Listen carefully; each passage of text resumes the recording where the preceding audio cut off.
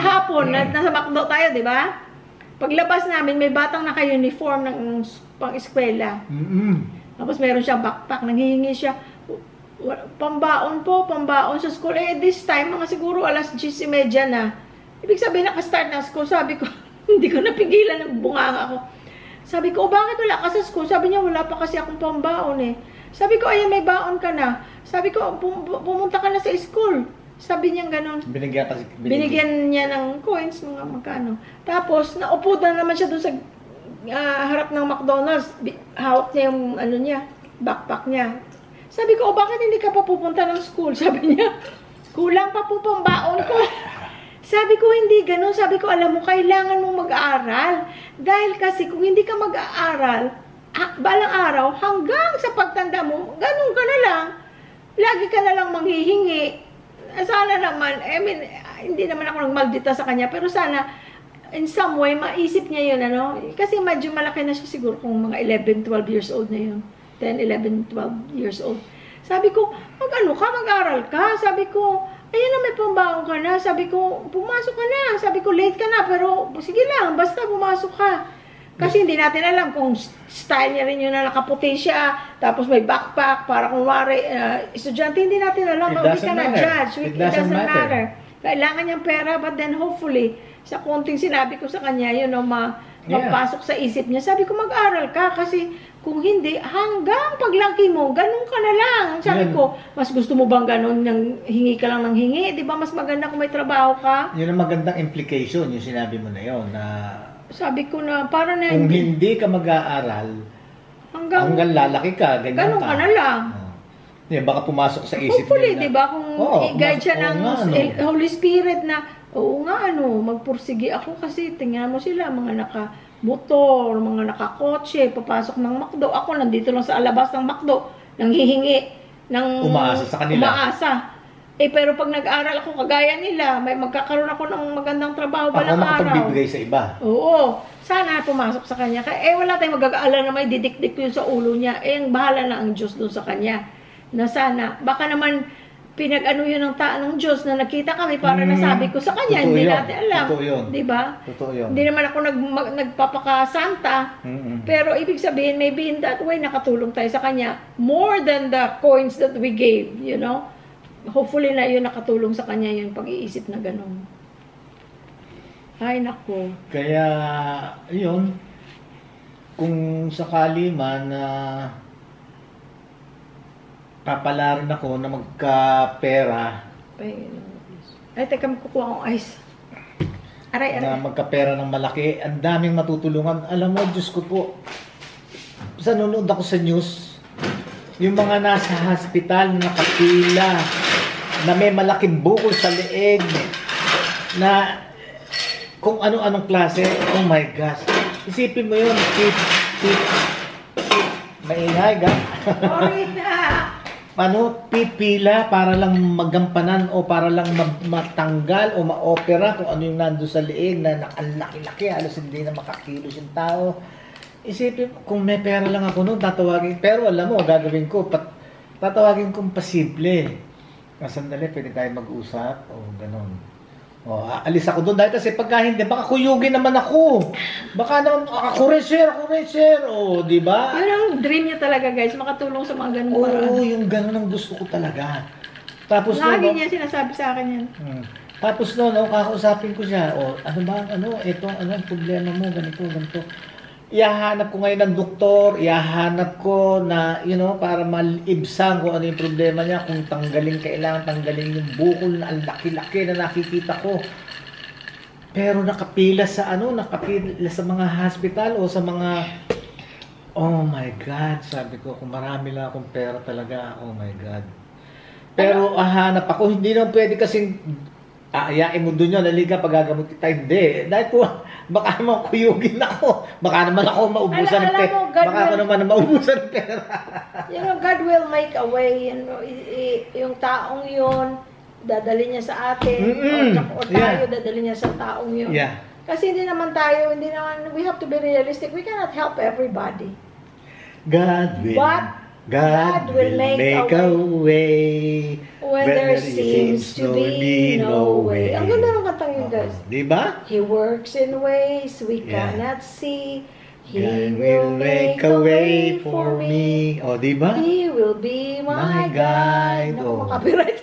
Ay, hindi tayo makakapiright kasi hindi malalaman ng computer ni YouTube. Dahil sabi niya, hindi naman iba naman ang tono ng kanta. Pero ang ganda ng kanta yun, guys. Hindi ba? Ganun yun. Tsaka lahat yan, ginagawa ng paraan ng Diyos. God put things together, all things Together for good. To them Lahat that yan. love God. Amen. Trust in the Lord with all your heart. And lean not into your own understanding. Correct.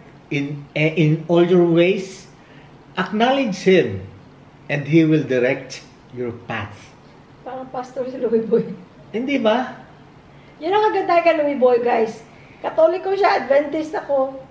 Pero never kami nag-argue o nag-away tungkol sa religion. Never. Ever. Not one time. Not one time. Not one time. Never kami sa religion. Kasi, kung isipin mo, pareho naman kami ng Diyos na sinasamba. Ano pag-aawayan namin? Iba pagpalaki sa kanya sa Catholic home. Ako sa Adventist home. Although ang tatay ko hindi Adventist, pero long ago, na-baptize siya, pero hindi naman siya nag-practice ng Adventist. Pero in his later years, ngayon, up to this day, nung napunta na sila ng Amerika, ay nako, kahit si mami, kahit maulan, si daddy magsisimba, mag-isa niya. Kahit na si mami, for example, hindi sasama, masakit ang ulo, masakit ang ganito, nahihilo, may vertigo. Pero si daddy, pumunta simbahan. Kasi ano lang naman yan simple lang naman yan Basta yung pananaw tungkol sa Diyos, iisa. Iisa lang ang kinatutunguhan yan.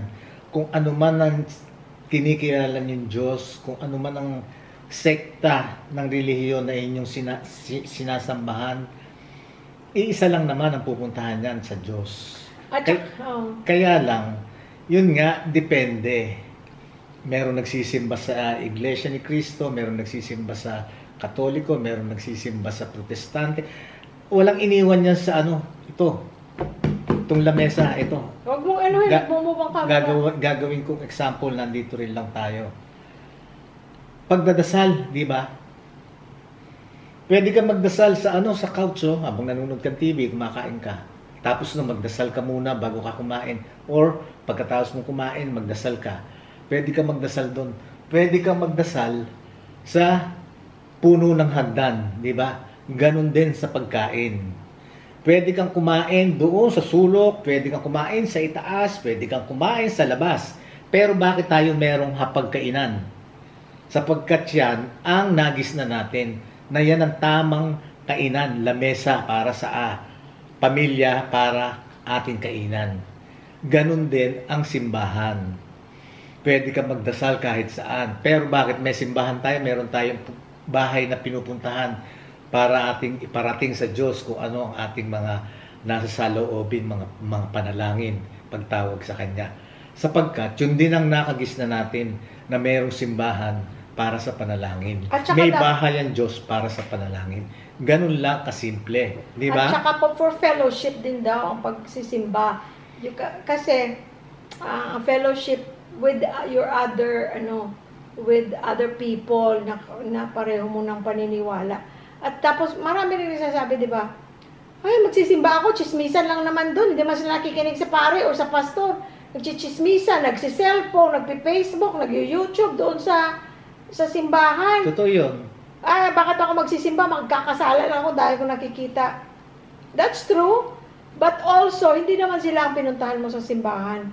I'm not being, hindi ako nagpapakasanta dahil kasi I'm also guilty about that na, pwede naman ako magdasal dito lang sa bahay, dito na lang ako sa bahay. Pero yun nga daw, ang importance ng pupunta ka sa simbahan is for fellowship.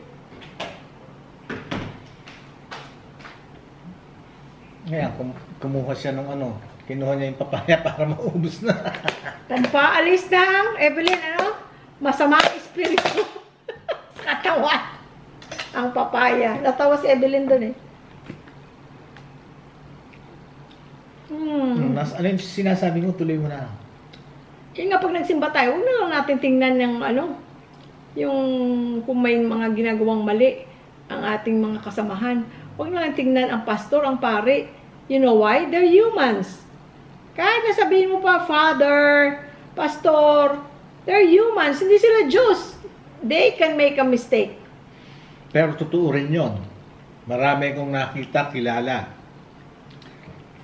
na pumupunta, nagsisimba lang. Pag may bago yung pantalon, bago yung polo, Bagong high heels. bago yung sapatos. Bagong bag. Maraming ganon.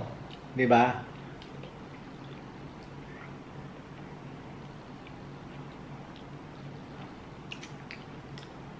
Refreshing nyo pag cold. Basta cold. Healthy food ito. Maraming health benefits. Papaya nga pala ito, guys. Ang natirang papaya. Sarap. Busin na natin.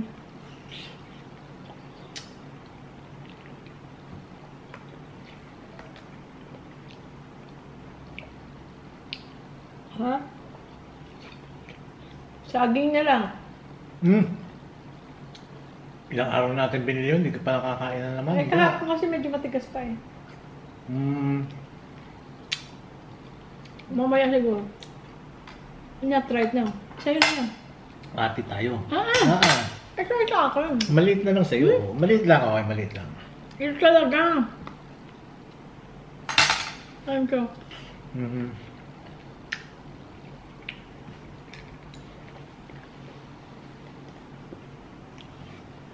Kayo ba, tapos na kumain? Sarap. Dahil kasi yung mga nakita ko, mga may huling nagkakaintuhan na kami, tsaka pa lang kayo dumating galing sa trabaho. Tapos kumuha na rin kayo ng pagkain nyo para makahabol sa amin. Pero alam ko, yun nga, mamadali pa, pero dahan-dahan kayo ng pagmamaneho, yung mga nagmamaneho. Lahat ng bagay, pagka yung let's say na late kayo, so be it. Huwag kayong makikipaghabulan.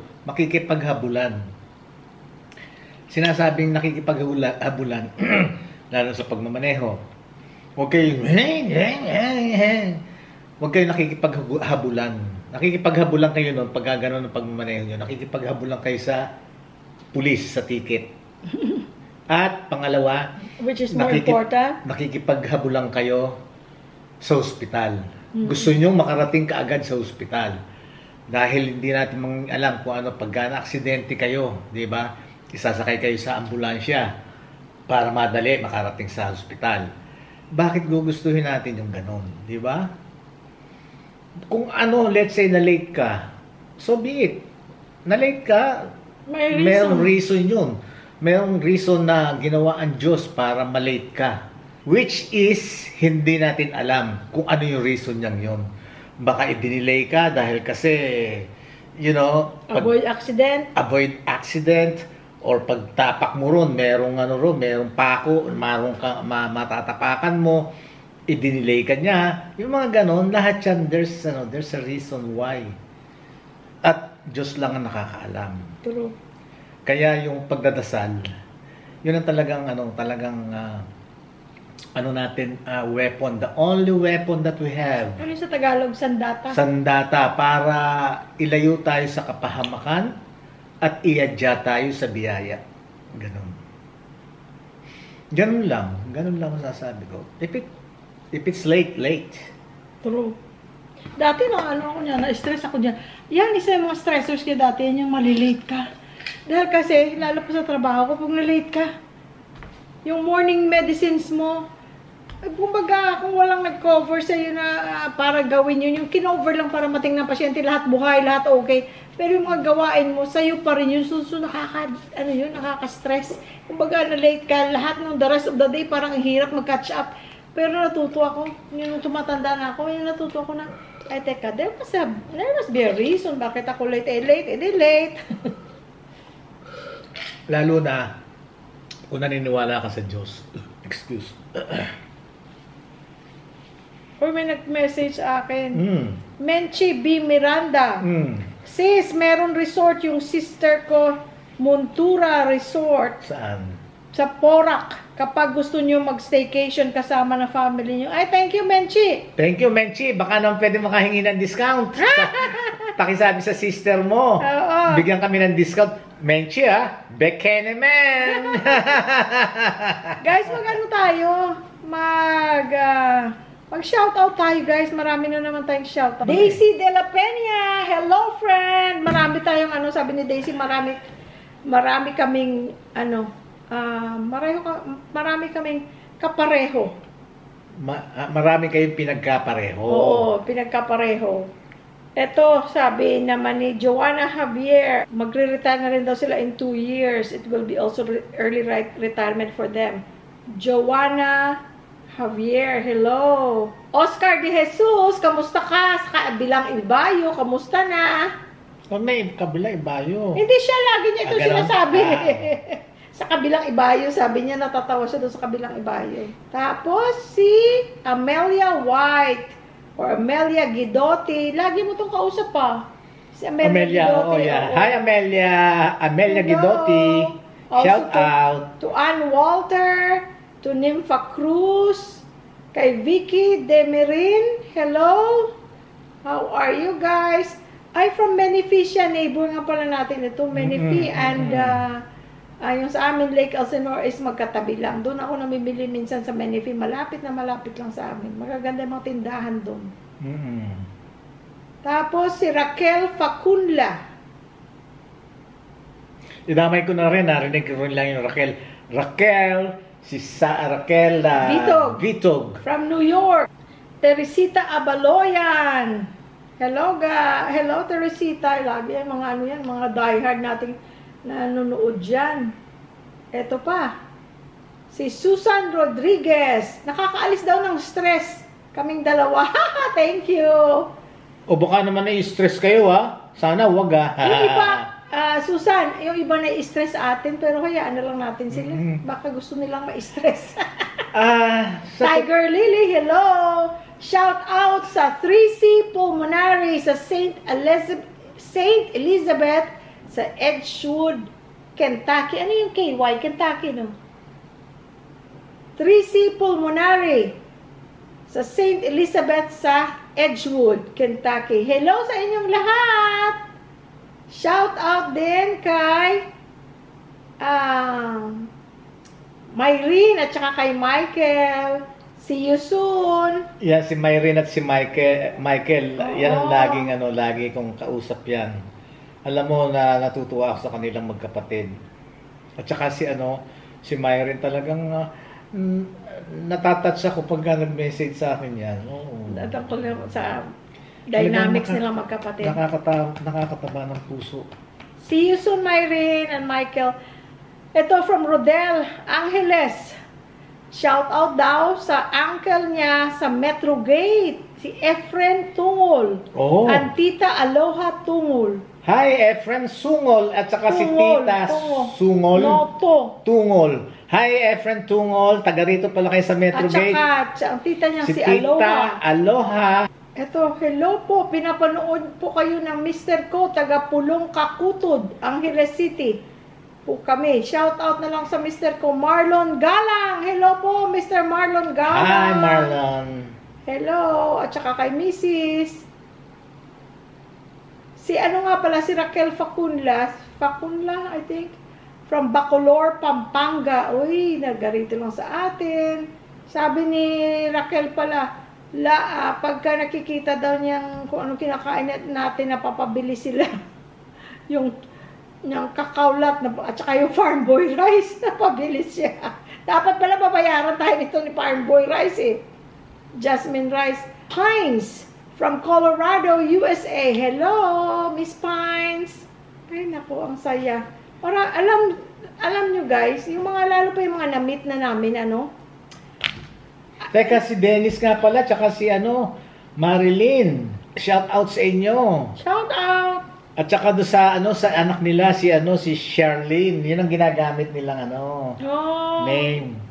Dennis, at saka si Marilyn. Okay. At saka sa anak nila na si Charlene Hello, guys. Ikayam from Ayun pala, San Diego, California, USA. Magkikita na tayo, ha? Malapit na. Magkikita na tayo, At saka bro. Kay Rene sa Singapore.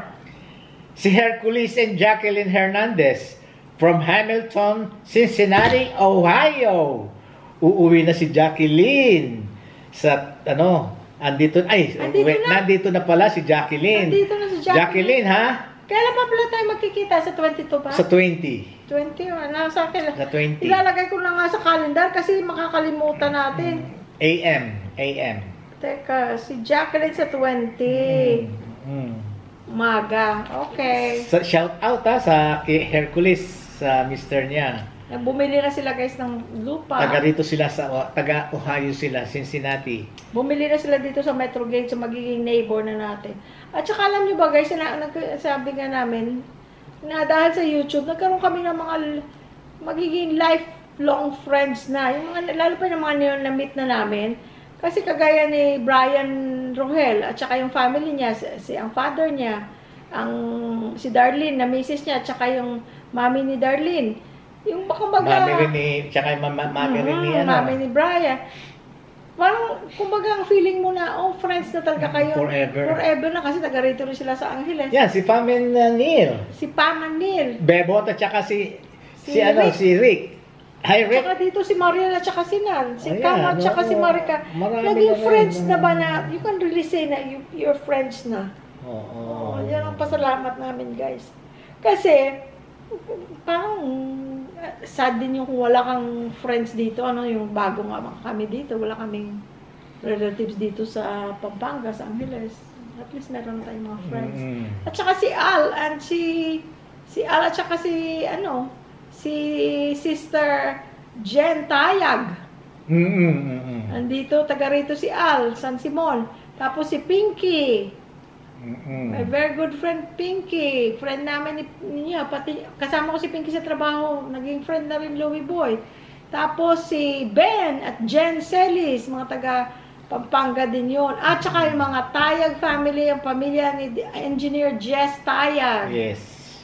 Hello guys. Shout out din kay Marvin, Eleanor Murmic, Lucas.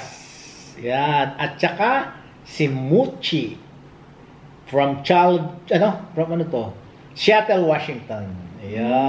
Hello. Shout out sa inyo.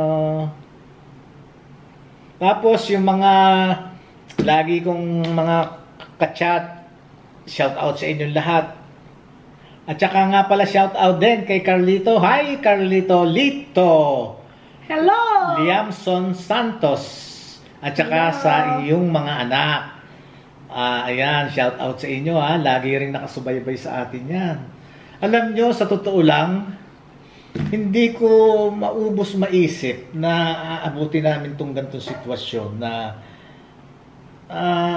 ang hirap ipaliwanag yung bang nakapagbigay kami, nakapagpaligaya kami. Excuse kahit papaano ng mga tao kahit papaano. Nakaka-inspire daw kami. Salamat. At nararamdaman namin na yung pagpapahalaga nyo rin sa amin. Hindi ko maubos maisip yun na gano'n na aabuti namin tong ganito na meron kaming mapapasayang tao na katulad nyo.